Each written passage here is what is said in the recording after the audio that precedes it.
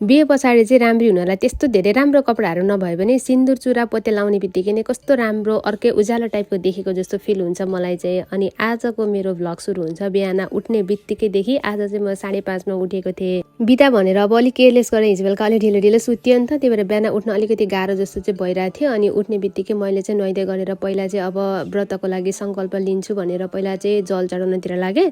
जहिले काम हुन्थ्यो कि शिवरात्रिको बेलामा चाहिँ प्रायः जस्तो सोमबारै पर्दिन्थ्यो। अनि कामको बेलामा चाहिँ मैले यसरी व्रत लिएर मजाले गर्नु पाएको थिएन नि त। मन हुँदाखेरि पनि म त व्रत नै बस्दैन थिएँ कि काम भएको बेलामा त अब कस्तो गाह्रो हुन्छ नि त, हाम्रो त काम पनि अलिक गाह्रो छ। त्यही भएर अनि यो पालि चाहिँ म 1 महिना अगाडिदेखि नै एक्साइटेड थिएँ कि बिचगममा परेछ छुट्टीको बेलामा भनेर।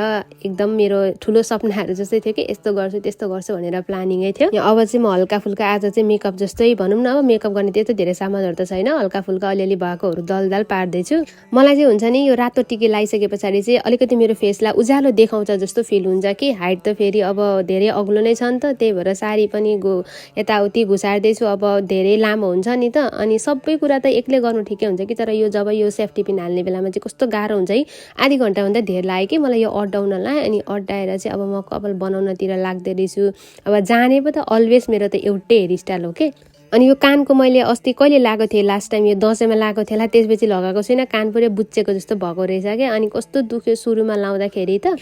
यसो अब टाइम भएको बेलामा त कानको सानको लगाएर पनि बस्दा हुन्छ नि। मलाई कस्तो खुल्ला भएर बस्न मन लाग्छ कि केही पनि नहोस् होइन, पुरै खुल्ला त्यो फ्री भएर त्यसरी बस्न मन लाग्छ। घरतिर जाँदा अरूतिर नि बाहिरतिर हिँड्दाखेरि त्यस्तो धेरै कानकोहरू लाउन त्यस्तो कस्तो मेरो मनले नै त्यो गरौँ जस्तै लाग्दैन कि। फेरि अरूले लगाएको चाहिँ राम्रो लाग्छ। अनि यो पालि चाहिँ फुलै भएन नि त है। अब अहिले राम्रोसँगले फुलहरू पनि पलाएको छैन बाहिरतिर पनि। हिजो किनेर ल्याउँछु त भन्दै थिएँ, तर मैले भेट्दिनँ कि त्यो ओरिजिनल फुल पाउने पसलै देखिनँ। बिहान बाहिर एकछिन डुलेको थिएँ केही छ कि भनेर, केही थिएन, पुरै सुक्खा थियो तुषारले।